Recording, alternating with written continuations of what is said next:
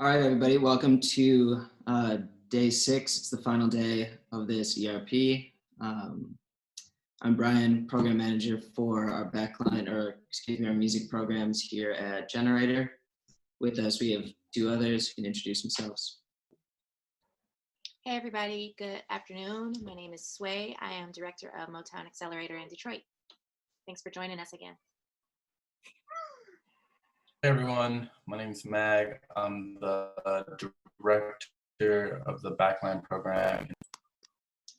All right, and so a quick note about Backline, if you haven't joined us before, we work with local artist communities to help support those artists and connect them with resources on a national level, in addition to the $20,000 grants that every artist in the program has access to. So this program really popped up as a result of the COVID-19 outbreak that's happening. We found a lot of musicians and artists were having just kind of some uncertainty around like what was going to happen in the future. So this is our response, like how to help them navigate this current time. As it says, like today's your last day, but feel free to contact us for one-on-one meetings, which I think is on the next slide. Otherwise, use our emails from all the correspondence this week to stay in touch. Today we'll have Eddie Sanders, who's on now. He'll be talking about music admin stuff, Terry Fox, Sound Exchange, PROs. A reminder, the chat is closed, so please put any questions in the Q&A at the bottom. And then we'll be joined by Joe Kurgis, who's a founder here at Generator. He's talking about some of the new guidance around unemployment that's open to musicians and freelancers and contractors for the first time. So as I mentioned a second ago, we have sent around a bunch of office hours links. I know there are people who are waiting on some updated links because all the office hours have been full, so we'll get those out to you ASAP, in addition to resources from this week and links to videos next week. So look out for those. And with that, we'll kick it over to Eddie, who can start with music admin for us. Thanks, Eddie. No problem, no problem. What's going on, guys? Thanks for having me. Let me know when just trying to get my screen up so I can start this slide for you guys. Shout out to Brian and Mag for putting this together. I know we're in unprecedented times, troubling times right now. But more importantly, with the lockdown, as I guess you can say, or the pandemic that we have going on right now, the artists can still be working. There's still things they can be doing right now. And one of those is making sure all of their information is processed properly and making sure everything that they have is registered properly, everything that they have is currently collecting. Because even though artists can't tour right now, even though artists can't go out on the road and do certain things, they still have to make sure that they're collecting the money that they have out there right now. So just wanted to go over a couple things as far as like publishing royalties, what they are, how to collect them. So I'm already in my slide. I just want to ask, let me make sure that, are we good on my screen? Can they see what I'm putting up right now? We can see you right now, but we can't see your screen.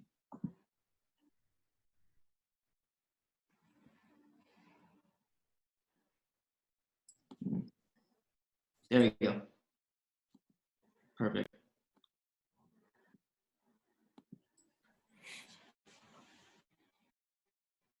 Awesome. That looks good. Yep, you're good. Sweet. All right, so awesome. So anytime we talk about music, anytime we talk about publishing, sound recordings, whatever the case may be, we got to start with where our rights come from. That's all tied into copyright. So within copyright, we're always gonna have these 6 exclusive rights that accompany each copyright. So you have the right to produce copyright works in copies, the right to prepare derivative works, the right to perform work publicly, the right to distribute copies, the right to display the work publicly, and then that last one, the right to perform by means of digital audio transmission. So it's important to understand these 6 rights, because when we get into it, each one of these rights is going to accompany what we'd say like a revenue stream. So when we get into what is ASCAP, what is BMI, there'll be a revenue stream that's accompanied with one of these rights. When we ask what is sound exchange, it's another one of these rights. And based upon the right, then that gives you the license to monetize and exploit that certain right. So each one of those organizations, like the Harry Fox, the BMIs, the Sound Exchange, they're all going to be the organization that helps collect based upon one of these rights. So we see 6 exclusive rights. You'll see it again. It's always important to remember that with each copyright, with each song, essentially, when one song is recorded, there are 2 copyrights there. So we take, for instance, the new song Drake, Tootsie Slide, right? So we have the song Drake Tootsie Slide. On one end, we have what we call the composition or the publishing aspect. So the publishing aspect is made up of the lyrics and the melody. That's our PA copyright. Then on the other side, we have the SR copyright, which is the actual sound recording, what we call the physical embodiment of the performance of the composition. So anytime a song is released, there are 2 copyrights associated with that.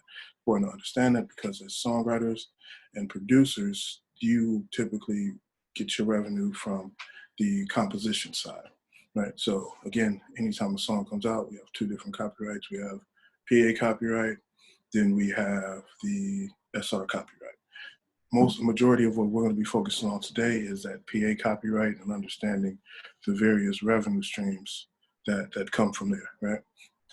So when we break that down, we see we have the PA copyright, which is a composition, meaning songwriters, producers, anybody that writes a lyric, anybody that creates a melody is on that song recorder side. To differentiate the 2, there are situations where the recording artist does not write any of the music, they just perform it, so they would hold the sound recording copyright and have no ownership in the PA or the composition copyright.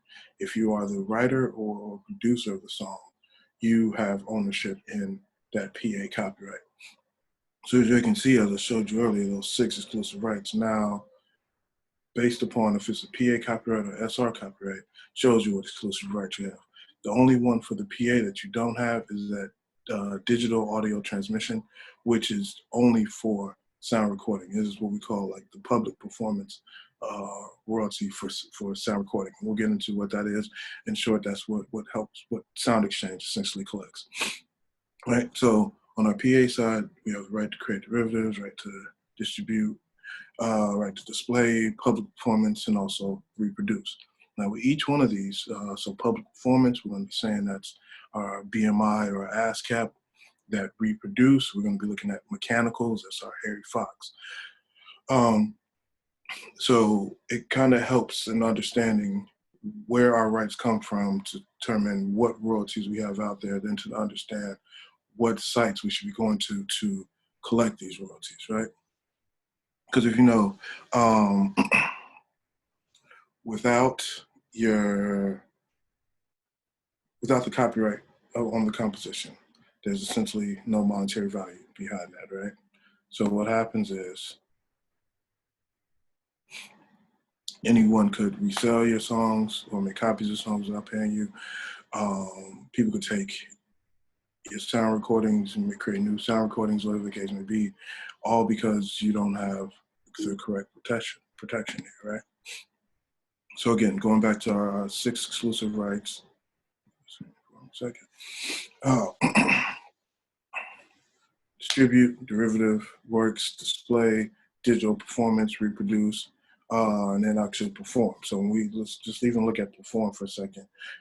Anytime your music is played live, played over a radio station, played over a jukebox, played in a karaoke machine, if your music is played in a club, whatever the case may be, there is a performance royalty that you should be paid.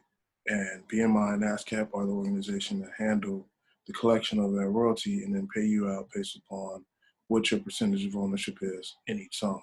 We look at reproduce, we're talking about mechanical royalties. Well, mechanical royalties, that is the Harry Fox agency that's going to collect that. And if you're signed up with them, they're going to make sure that, signed up with Harry Fox, they're going to make sure anytime mechanical royalties are collected on EPL, they'll put them out there for you, right? So understanding our 6 exclusive rights are definitely going to help us in the long run, because once we know our rights, we'll know where our revenue comes into play, right? So when we're dealing with publishing royalties or composition royalties, however you want to say it to yourself, that first step in creating ownership and making sure everybody is on the same page is a split sheet. If you're not familiar with what a split sheet is just pretty much a rundown of what occurred in that recording session, right? So you and other two songwriters and the producer get into the room.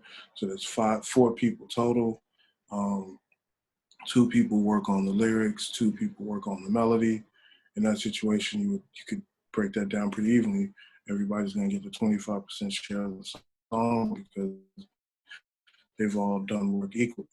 But we know with pop records and much bigger records, sometimes we're looking at 17, 18 different writers on the record, and that can get kind of convoluted and kind of confusing as far who owns what. So that split sheet allows you to write down who's responsible for what their percentage of ownership is.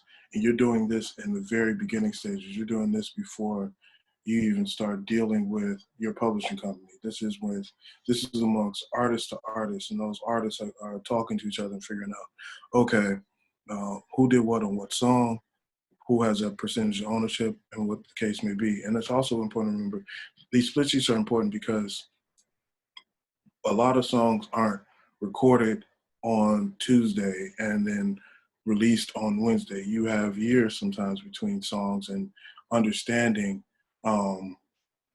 remembering who did what on a song, sometimes it's tough. So that split sheet is there in place to make sure you have an understanding of, okay, the split sheet is there just to make sure, okay, who did what, who owns what percentage. So then we move forward to working with our publishing companies or going to even register our songs, that we go back to our split sheet to see what our percentage is. When we get into like registering with BMI, registering with Sound Exchange and Harry Fox and all these different agencies, yes, you will put what your song is up, but they will also be asking you for what your percentage of ownership in that song is, right? So if you don't understand, if you haven't determined early enough or determined before songs are released, it can get kind of confusing. I've run into countless situations as an attorney where the larger artists or the artists with more recognition try to take a higher percentage of the record without showing the work that they did. And if it wasn't for us to having split sheets in place early on to actually show how much ownership this producer should have gotten, things could have got tricky. So I would say to all artists out there, as a good practice, as you're collaborating and working with people, to get familiar with the split sheet. You can even start creating a split sheet off of a Google Excel sheet or that Google Doc. That way you can create multiples of it, but it's just a good way, especially for our engineers, to get into a habit of recording and understanding what was done on a song, who has ownership in that song, whatever the case may be. Right? So good example of a split sheet, it looks pretty much like this. On the first sheet though, the first sheet prior to this will have the layout of the studio address, the date that the song was recorded. Studio address is super important because if you're trying to track back stems or vocals or anything from a record, you know exactly who to reach out to, studios there. So when we have each writer, you see each writer is going to do typical information, email, phone, address, what publishing company they're with, the percentage of the song that the publishing company is going to own. We're going to look into what the writer's ownership is. In that writer's ownership percentage, they're putting what their percentage in the lyrics are or what their percentage in the melody is, either one. And then we can also sometimes have them jot down what their contribution was. So if they did the melody, put down the contribution, okay, they laid the drums, okay, they actually created the keys, they actually put that synth in the background. They were the ones that did vocal production, whatever the case may be, making sure we put our ownership percentage and what that percentage correlates with. Right? We're also going to have who our PRO affiliate is, because when our main artist is registering his work, they can go through and put the percentage of everybody and then actually what PRO they're with. PRO, again, is standing for Performance Rights Organization. We'll get into that as we move on, but just a good example of like what a split sheet will look like. This is information that you can create on a document yourself, or you can create on a Google sheet, whatever the case may be. But this is a great way to get started in understanding, okay, me and the producer have collaborated on all these songs. Who has ownership of what? Everything isn't going to be straightforward 50-50 because we'll have situations where the songwriter helped create the melody, or the producer came in and added lyrics at the end, or created the hook, or whatever the case may be. But this is a good way to have that conversation amongst artists and say who has ownership of what, who did what, and then that split sheet is going to help us establish that for you. Not to confuse you with what our writers are doing, right? Because once you've decided what the percentage split is for each person, so maybe a songwriter has 25% ownership of a song. We say for example, 4 songwriters and they all have 25% ownership. Now, your ownership is broken down into a 50-50 share, right? So even if you own 25% of a song, 50% of a song, 100% of a song, whatever the case may be, your royalties are going to be divided into a 50-50 share. 50% for your writer, 50% for your publisher. Now, if you are self-published and not signed up with a publishing company, you maintain all 100% of that.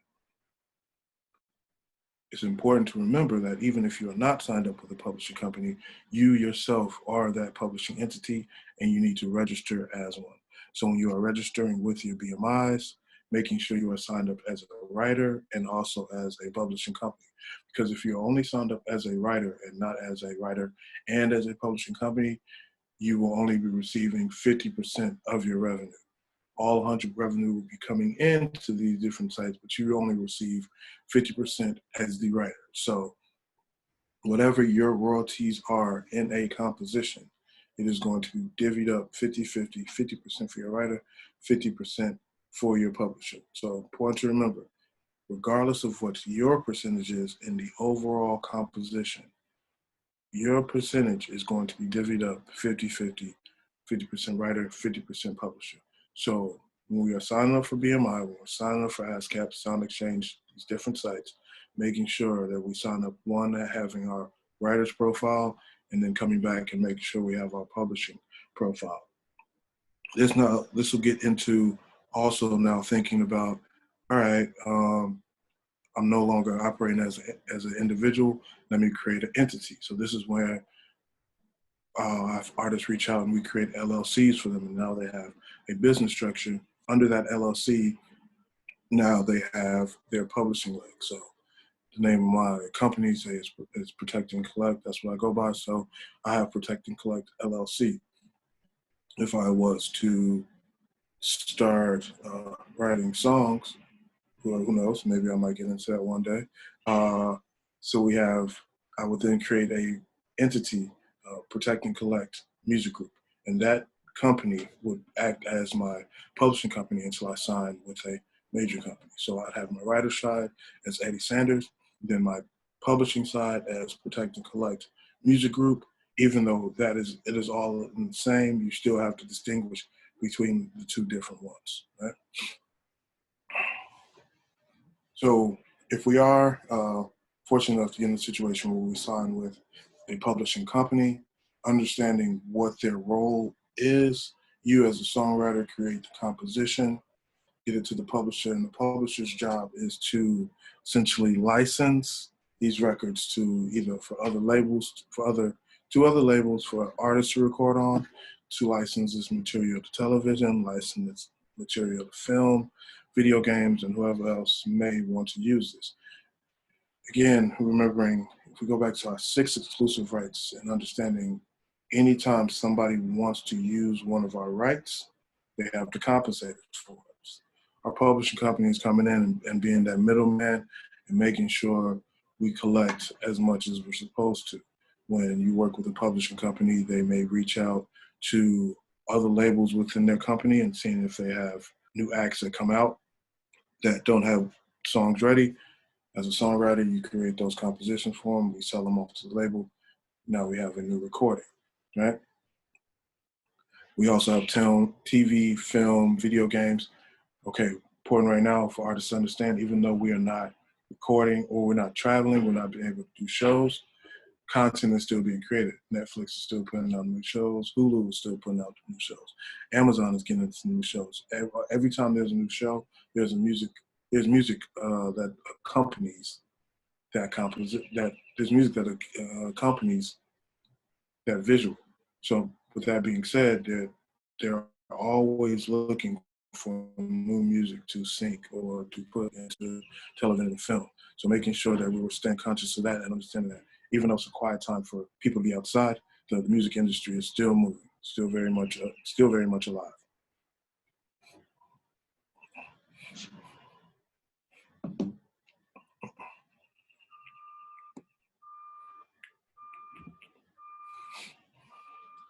So if we want to look at our publishing royalties, let me get a little graphic. Let's say these are the 5 different licenses that Hey, accompany. Eddie, question. Yeah. I just want to make sure, do you see the Q&A section? There is questions coming in. We can wait till the end if that works best for you. Up to Let you. me get the Q&A. Oh, let me see how I can pull that up. It should be at the bottom of the screen when you click on the Zoom app. Or if you click on Zoom. I wonder if I got to stop the share to pull up the questions. Okay. It's up to you. We can wait till the end. I just see a lot of them were pretty relevant to what you were talking about, but it's up to you. We could just keep going. Got you. I can take a second to look at the ones that have come in so far. So we have.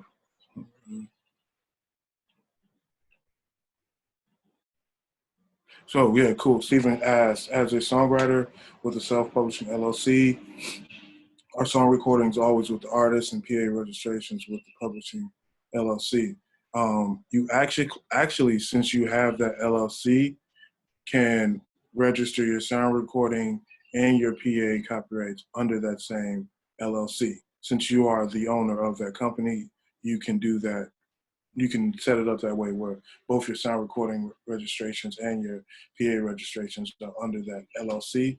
Now, if you want to keep them separate, then yes, you are correct that your PA registrations would be with your LLC and your sound recordings would be with you as the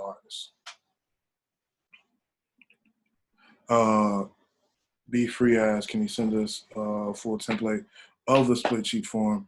What I plan to do, didn't get a chance to put that together just yet, but I'm going to create a link that I'm going to pass over to the good guys over at Backline.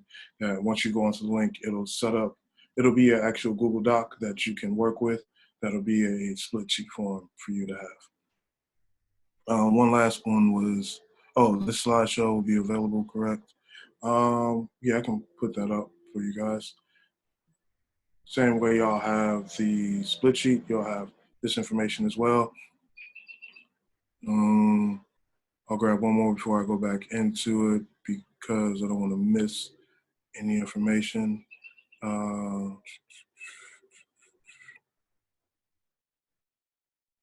Outside of ASCAP and BMI, what are the other royalties we should sign up for if there are any more? Is there definitely more? That's exactly what I wanted to get into. We'll just revisit the questions at the end, guys. I think a lot of these questions he'll answer in the rest of his presentation.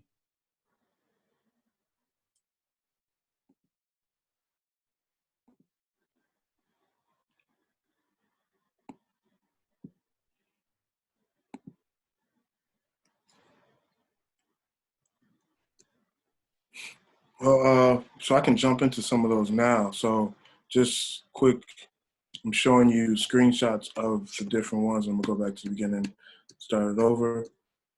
All right, so we said mechanical license is one of the revenue streams that we have. So mechanical license deals with the reproduction right.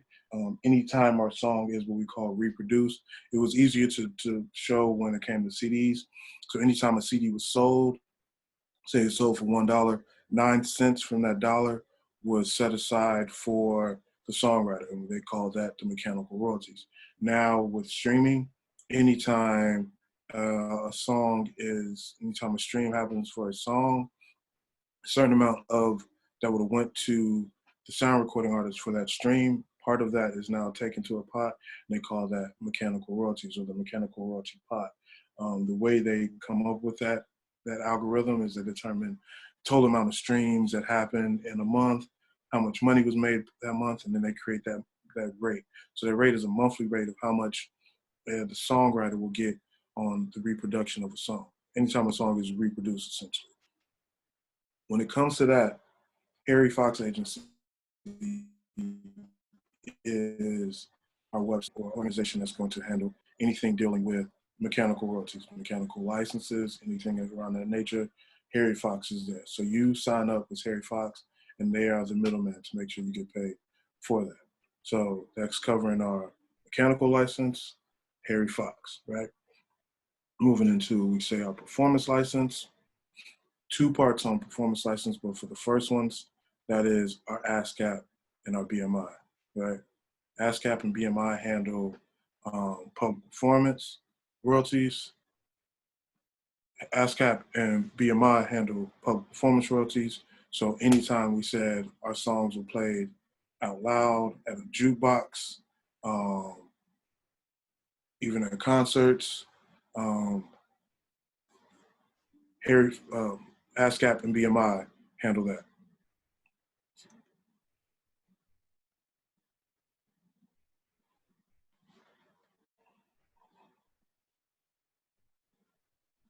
Lastly, we have Sound Exchange, which is going to cover also a performance license, but remember earlier we talked about the digital audio transmission, that exclusive right of that. That is technically the public performance for the sound recording. So in that situation, Sound Exchange, which is here, soundexchange.com, they handle collection of our public performance for the sound recording. So in short, we have Harry Fox for mechanical, we have Sound Exchange for public performance of the sound recording, we have BMI and ASCAP for public performance of the composition. We also have different organizations such as Tune Registry and Song Trust that will assist in, once you're set up with these organizations, being almost like a one-stop shop, allowing you to set up on with the different organizations, only coming to Song Trust and Tune Registry to collect all your revenue all together.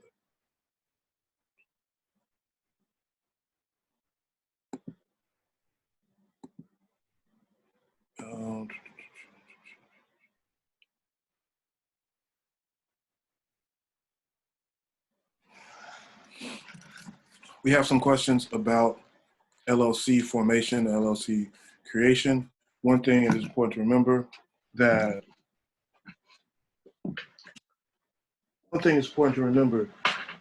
depending on what state you're in, that is going to determine what the requirements are. Here in Illinois, we go the site is cyberdriveillinois.gov. So essentially, you would just look up, if you are from Milwaukee, it's with whatever Milwaukee or the Wisconsin state site is, and you can file your LLC with them. So that is the easiest way to set up your formation.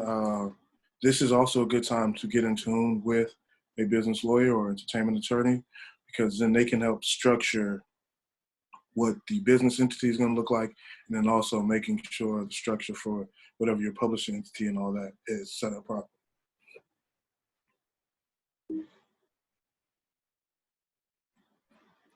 We also have a good question. We have, as a singer, should I have both BMI and ASCAP? When it comes to our PROs, so the BMI, ASCAP, and CSAC, you only need to be signed up with one of those organizations. You don't need to be with both. You only need to be signed up with one. But again, with those organizations, how we said there's a writer side and the publishing side. or the publisher side, even though you're signed up with one of those organizations, you need to be signed up one as a writer and one as a publishing company.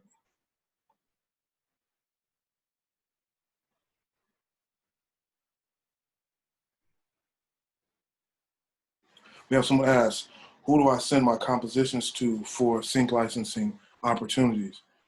This is, well, part of the game. We're gonna have to understand figuring out who music supervisors are for different shows. The music supervisor is the one responsible for all of the musical content that you hear or you hear on a show.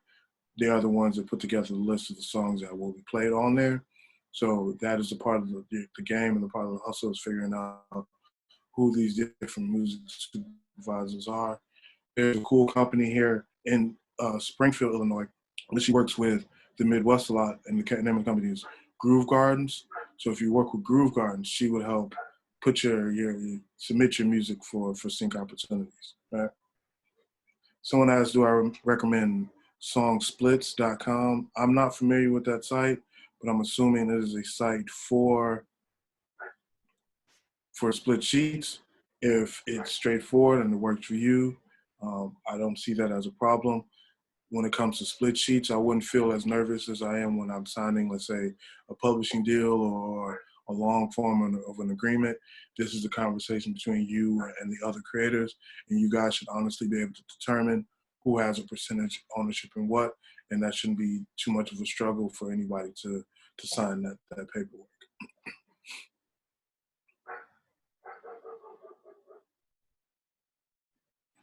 So we have a question also, when you create original music content on TikTok or YouTube that goes viral, who owns the content?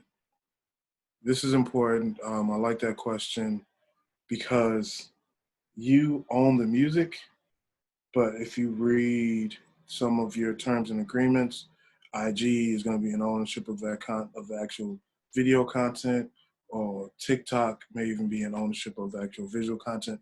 You own the music that's associated with that, and you will always have that copyright. When it comes to the actual visual content, make sure we review our terms and conditions of these different sites, because they may be in ownership of the visual content, but all you do is own the music. We have seen an explosion of TikTok and IG allowing artists to become viral sensations based on that. So also getting into dance moves, a lot of us don't know that there is copyright protection for dance moves. You just have to file for the choreography. So we see a lot of these different crazes, let's say the Renegade dance, the Meg Thee Stallion Savage dance, a lot of these becoming popular and everybody taking off with them. Then you see these games, and then seeing these moves end up on like a Fortnite without the original creator being compensated. They didn't get copyright protection for their moves. If you have a sync license agreement with a company, what is the standard percentage of the placement splits? So our sync license, if we aren't familiar with what the sync license is, anytime our music is synchronized with another form of media, be it a video game, be it TV, be it a movie, whatever the case may be, there needs to be some type of license there, right? So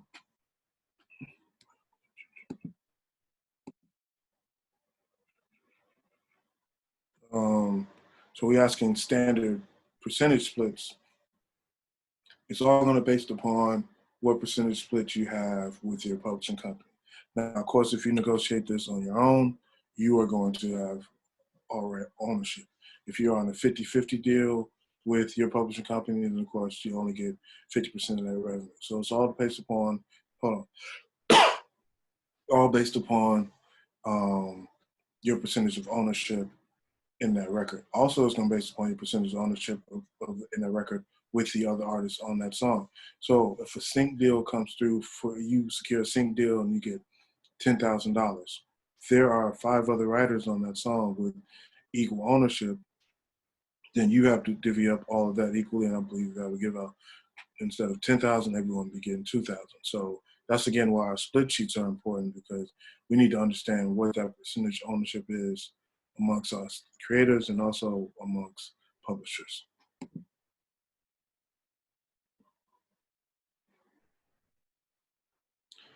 Be Free had another good question. As an artist, can I bring a split sheet into situations where I'm paying a flat fee, or can I have both under the same one? If someone's just coming in and you're just paying them, what you say, a flat fee to be a session musician, in that situation, instead of a split sheet, you need what we call a work for hire. Meaning, I know you're coming in and creating content, but all this content that you are creating right now, I am in ownership of because this is my actual session. So if they're coming in as session musicians and they're not essentially co-writers, then they need a work for hire agreement. If you are dealing with co-writers, then we're looking into a split sheet situation.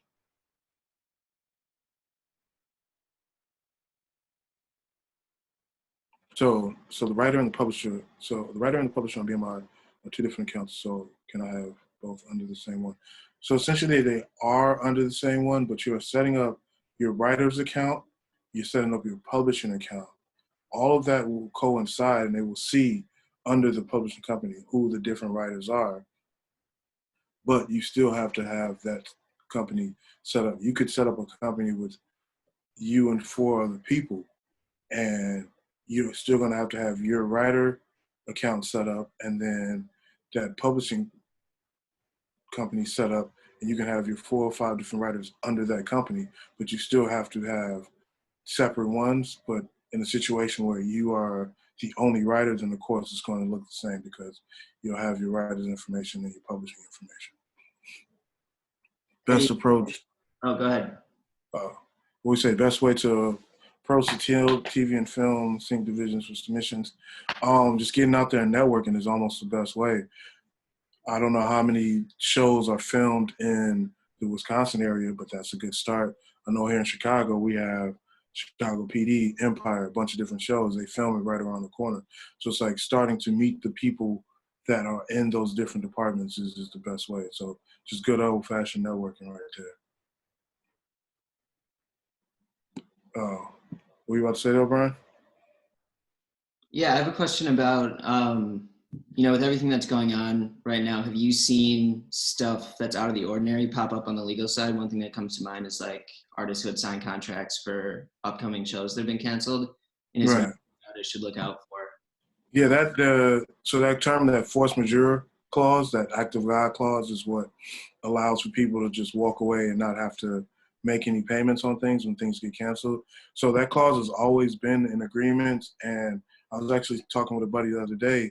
We rarely use that clause at all. I mean, unless there was a situation where like a tornado came in and knocked the building down, then we weren't able to use an act of God to cancel a show. And now we're in a situation where the toughest part is the act of God clause and then the radius clause. Because if we're scheduled to do Lollapalooza, if you do a big festival, typically what happens is once you're booked for that festival, Lollapalooza in August, they have a radius clause that says 3 months before this, 3 months after this, you can't perform in Chicago. So people would set up their schedules to make sure, all right, June, July, whatever the case may be, we're not doing Chicago, but we'll do it in April, whatever the case. Now that we're seeing all these cancellations and postponements, people really can't make a schedule because they don't know when that Lollapalooza day will be. They don't know when that Coachella day will be. So now that everyone's just in limbo, and I think what it's creating is like it's going to be a huge backlog once things start. And say we have 3 months left in the year, there's going to be a lot of independent artists that are going to be left out because the venues are going to have to deal with Live Nation and these other bigger promotion companies that are going to force their way in to make sure these shows get done. So I haven't seen too much craziness on the legal end now, but I do foresee a lot of issues in the next coming months when they say, okay, everybody can go back outside. Appreciate it. How does permission and compensation for sampling work? Example, using a small piece of original song. Okay, so when we are dealing with sampling, always have to get samples cleared, even if we're doing it for free. Just note, even if we're just releasing a song for free, we still need to get our samples cleared. When we get our samples cleared, gotta get 2 things cleared.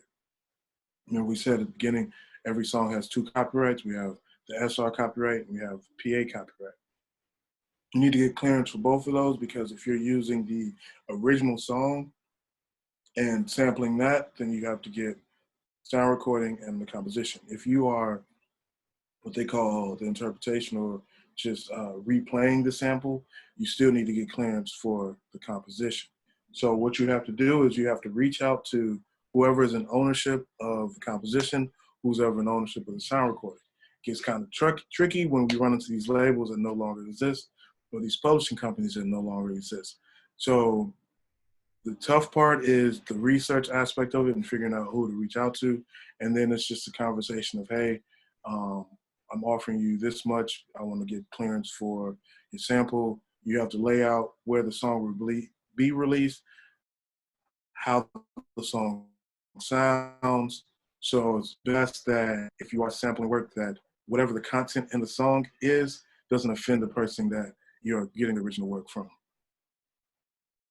So yeah, making sure we get all of our samples cleared, reaching out to the publishing companies or the labels who are actually in ownership of that record, and then having a conversation with them to making sure things get cleared. That's a new artist sign up. So I don't use, so as a new artist, is it better to start your own publishing company or just sign up for a publishing company like DistroKid or CD Baby? The CD Baby and the DistroKids, if they do collect your publishing, you still want to have your own entity. So even if CD Baby and DistroKid, Soundtrust are doing these, what we call administrative work and collecting your royalties for you, you still want to have your LLC set up as your main entity. So these people are just admin and collecting royalties. You are the technical owner of your publishing.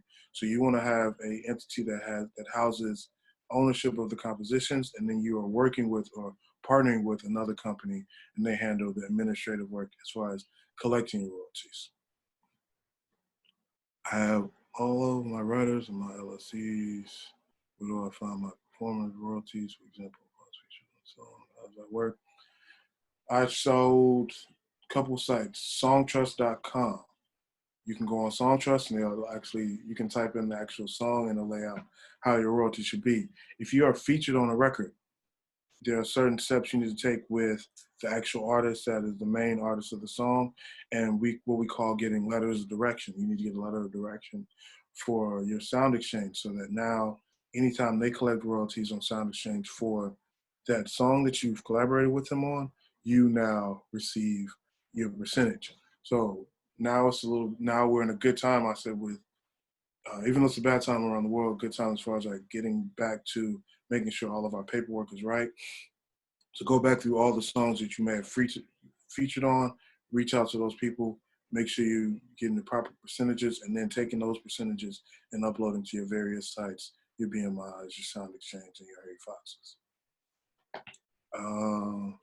You're supposed to list CD Baby or any other companies when you register your work with BMI. Not necessarily CD Baby. Are you supposed to list CD Baby or any other companies when you register your work with BMI and ASCAP?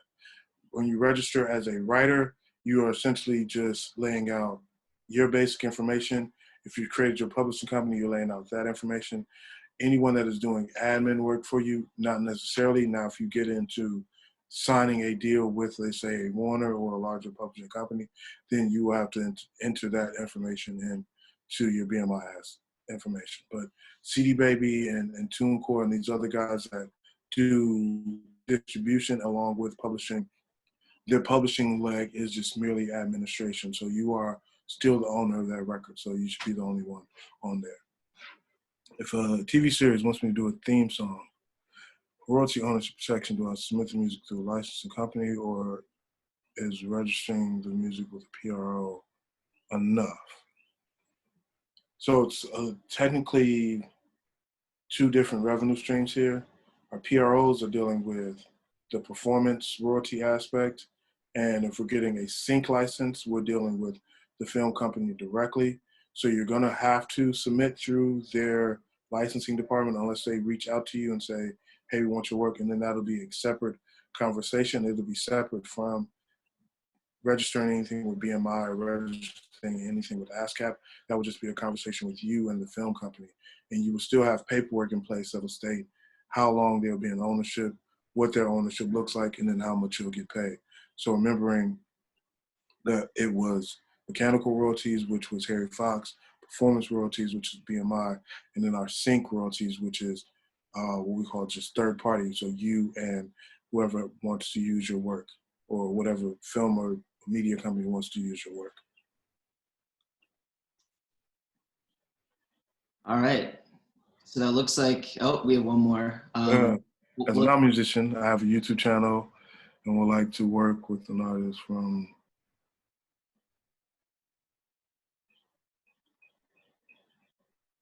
yeah, so I mean, if you want to work with a black backline artist and you don't have their connection, then it's time to reach out to Brian or Mag and say, hey, this is a guy that I would like to use, because I'm assuming you want to use their work for your film. So this is still technically a sync license. So in this situation, you need to reach out to whoever the musician is and formulate some type of sync agreement, giving them some type of compensation for their work, and then you go from there. You don't have to actually work with any different organizations when we deal with a sync license. You just deal directly with the artist. How do you come to an agreement with percentages of a song with composers if you're not directly in contact with these people? In this instance, the A&R is a middleman. So how do you come to agreement on percentages of a song with composers you don't work with? So I'm assuming you're mailing things back and forth. As the composer, as the songwriter, you should be able to hear the overall song and know where your contributions are. So if you're listening to a song and you still hear your drums and you don't hear anything added on to those drums, you know you are still in ownership. You are the only creator of the drums. If you hear your keys and you hear a different progression on it, then you say, okay, somebody added something on top of that.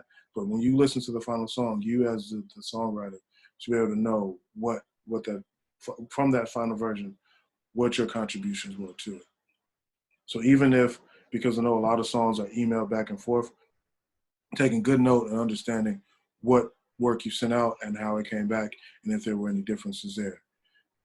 If I wrote a song with someone and they copyright an instrumental version, I need to copyright the version. So if I wrote a song with somebody and they copyrighted an instrumental version, I need to copyright the version with the vocal melodies and lyrics, as I define these compositions of two different songs. So you can have one composition, but various sound recordings. So once you establish the copyright for the lyrics and the melody, as long as they don't change, that is the same composition copyright.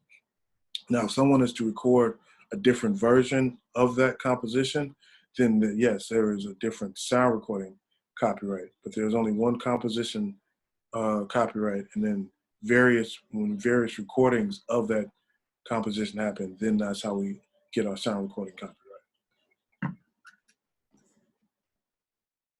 Well, cool. Thank you, Eddie. Unless anything pops up here in the last few seconds, that seems to be all the questions. So it was great having you. Appreciate your time. Thank you for having me, bro. And we'll pass along those resources to everyone listening. Cool. I'll get together those links for you and I'll send them over short. Cool. Thanks so much, man. Again, I appreciate it. Be good. Thanks, Take care. everyone.